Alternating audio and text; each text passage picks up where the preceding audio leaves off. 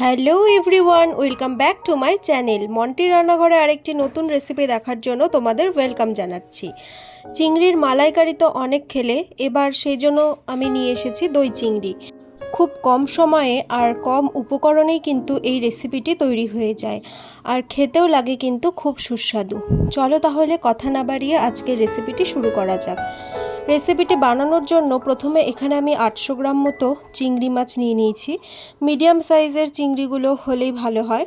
তো চিংড়িগুলোকে ভালো করে পরিষ্কার করে নিয়ে ধুয়ে লবণ হলুদ দিয়ে ম্যারিনেট করে রেখেছিলাম 10 মিনিট মতো। তারপর কড়াইয়ের মধ্যে কিছুটা সর্ষের তেল গরম করে এই চিংড়ি মাছগুলোকে এক এক করে দিয়ে কিন্তু ভেজে নেব। খুব বেশি কড়া করে কিন্তু এই চিংড়ি মাছগুলোকে ভাজবে না, হালকা গোল্ডেন ব্রাউন হয়ে আসলেই কিন্তু মাছগুলোকে নামিয়ে দেবে।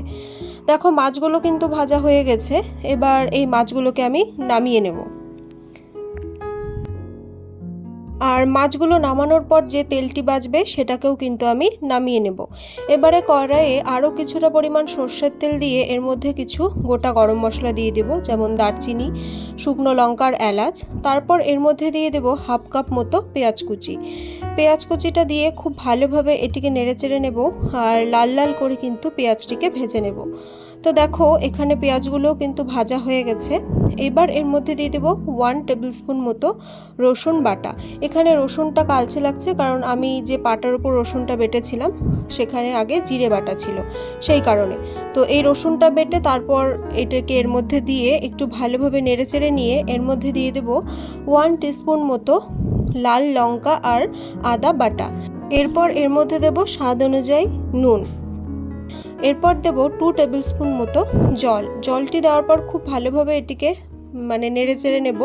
তারপর গ্যাসের ফ্লেমটিকে মিডিয়ামে রেখে কিন্তু এই মশলাটিকে ভালোভাবে কষিয়ে নিতে হবে, যতক্ষণ না পর্যন্ত এই মশলা থেকে তেল ছেড়ে আসছে। তো দেখো মশলাটি থেকে কিন্তু ভালোভাবে তেল ছেড়ে এসেছে। এবার এর মধ্যে দিয়ে দেবো হাফ কাপ মতো ফ্যাটানো টক দই। দেখবে টক দইটা যেন খুব বেশি টক না হয়, একটু মিডিয়াম টকওয়ালা দই কিন্তু দেবে। তারপরে খুব ভালোভাবে এই টক দই দেওয়ার পর পুরো মশলাটিকে ভালোভাবে নেড়েচেড়ে নেব। আর এটিকে কিন্তু খুব ভালোভাবে নেড়েচেড়ে নিতে হবে যাতে দইয়ের কোনো দানাভাব এর মধ্যে না থাকে। এরপর এর মধ্যে দিয়ে দেবো হাফ কাপ মতো জলটি দেওয়ার পর আরও একবার খুব ভালোভাবে নেড়েচেড়ে নেব। তারপরে ভেজে রাখা চিংড়ি মাছগুলোকে এর মধ্যে এক এক করে দিয়ে দেবো।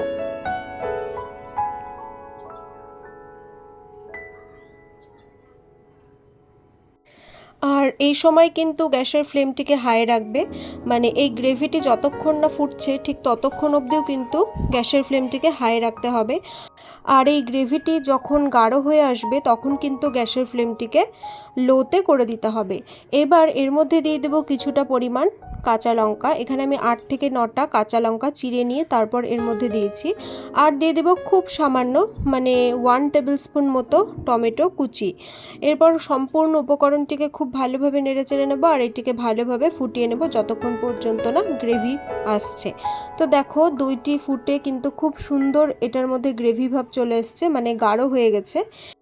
এই পর্যায়ে এর মধ্যে দিয়ে দেব হাফ টিস্পুন মতো চিনিটা দিলাম স্বাদটাকে ব্যালেন্স করার জন্য, যেহেতু টক দইয়ে সম্পূর্ণ রান্নাটি হচ্ছে সেই জন্য যাতে টক ভাব না এসে যায় রান্নাটির মধ্যে, সেই কারণেই কিন্তু চিনিটা ইউজ করা। তো চিনিটি দিয়ে খুব ভালোভাবে নেড়েচেড়ে নেব, আর গ্যাসের ফ্লেমটিকে কিন্তু তখনও লোতেই করা আছে। এবার এর মধ্যে দিয়ে দেব হাফ টিস্পুন মতো গরম মশলা গুঁড়ো আর 1 টিস্পুন মতো ঘি আর গরম মশলা গুঁড়োটাকে দিয়েও খুব ভালোভাবে নেড়েচেড়ে এই গ্রেভিটিকে ফুটিয়ে নেব। আর ফোটানো বলতে মিডিয়াম আঁচে বা লো আঁচেই কিন্তু এটিকে হালকা ফুটিয়ে নিতে হবে। তোমরা চাইলে মিডিয়াম আঁচে এটিকে 1 মিনিটের মতো রেখে দিতে পারো, তেল না বের হওয়া অবধি। তো সব লাস্টে এটিকে নামানোর আগে যে তেলটি আমরা আগে আলাদা করে রেখেছিলাম, চিংড়ি মাছ ভাজা তেলটি যেটা আলাদা করে রেখেছিলাম, সেটিকে এবার লাস্টে এর মধ্যে দিয়ে দেব। তারপর একটু নেড়েচেড়েই কিন্তু এটিকে নামিয়ে নেব। আর এই তেলটি দেওয়ার পর কিন্তু এইটিকে আর ফোটাবে না, তাহলে চিংড়ি মাছের যে গন্ধটা সেটা কিন্তু থাকবে না। তেলটি লাস্টে দেওয়ার জন্য কিন্তু রেসিপিটি দিয়ে ভরপুর চিংড়ি মাছের ফ্লেভার বেরোয়। আর তাহলে বন্ধুরা দই চিংড়ি তো একদম রেডি। গরম গরম ভাত বানিয়ে তার সাথে পরিবেশন করা এমন দই চিংড়ি, এটি কিন্তু খেতে খুবই সুস্বাদু লাগে। আমার এই রেসিপিটি যদি তোমাদের ভালো লাগে অবশ্যই ভিডিওটি লাইক করবে, শেয়ার করবে এবং চ্যানেলটিকে সাবস্ক্রাইব করে পাশে থাকবে। আরও নতুন নতুন রেসিপি পাওয়ার জন্য অবশ্যই বেল আইকনটিকে প্রেস করে রাখবে। আজ তবে চলি, দেখা হবে অন্য কোনো দিন নতুন কোনো রেসিপি নিয়ে। Thank you.